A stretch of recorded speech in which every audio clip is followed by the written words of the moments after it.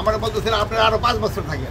সাধারণ মানুষ চায় এই সরকার আরও 5 বছর রাষ্ট্র পরিচালনার দায়িত্বে থাকুক। এটা এখন বাংলাদেশের সাধারণ মানুষের বিশ্বাস, আশা এবং চাওয়া। কারণ এই সরকার শুধু উন্নয়নের প্রতিশ্রুতি দেয়নি, বাস্তবে সেই উন্নয়ন এখন চোখে পড়ছে কর্মসংস্থান, বিনিয়োগ, নিরাপত্তা, কৃষি ও সাধারণ মানুষের জীবনযাত্রায়। বর্তমানে বাংলাদেশ একটি গুরুত্বপূর্ণ পর্যায়ে দাঁড়িয়ে আছে। রাজনৈতিক স্থিতিশীলতা এবং অর্থনৈতিক উন্নয়ন একসঙ্গে চলছে, যার কেন্দ্রে রয়েছে অন্তর্বর্তীকালীন সরকার। শান্তিতে নোবেলজয়ী ডক্টর মোহাম্মদ ইউনূসের নেতৃত্বে গঠিত এই সরকার শুধু দেশে নয়, আন্তর্জাতিক পর্যায়েও বাংলাদেশকে আবারও আস্থার জায়গায় দাঁড় করিয়েছে। বিশ্বের 198 জন খ্যাতিমান ব্যক্তি এই সরকারের প্রতি সমর্থন জানিয়েছেন। এটা নিছক কূটনৈতিক সৌজন্য নয়, বরং বাংলাদেশের সম্ভাবনার স্বীকৃতি।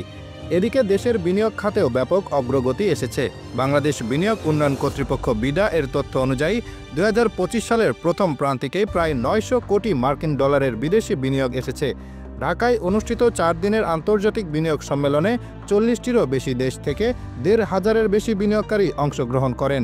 শুধু তাই নয়, চীনের বাণিজ্যমন্ত্রী ও প্রায় 200 চীনা বিনিয়োগকারী সরাসরি বাংলাদেশে আসার আগ্রহ প্রকাশ করেছেন, যা এই সরকারের প্রতি আন্তর্জাতিক আস্থার বাস্তব প্রতিফলন। কর্মসংস্থানের দিক থেকেও এই সরকার একটি সুদৃঢ় অবস্থান গড়ে তুলেছে। বাংলাদেশ পরিসংখ্যান ব্যুরোর সর্বশেষ তথ্য বলছে, দেশে বেকারত্বের হার নেমে এসেছে 4.2%।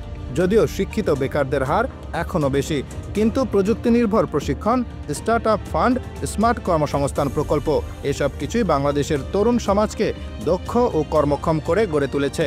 সাতক্ষীরা, রাজশাহী, সিলেট সহ বিভিন্ন জেলায় বিডার সহযোগিতায় আয়োজিত চাকরি মেলা থেকে শত শত তরুণ তরুণী এখন চাকরি পাচ্ছেন। শুধু শহরেই নয়, গ্রামের অর্থনীতিতেও সরকারের ছোঁয়া স্পষ্ট। কৃষিতে 500 কোটি টাকার নতুন প্রকল্প ঘোষণা করা হয়েছে পতিত জমি আবাদে আনতে।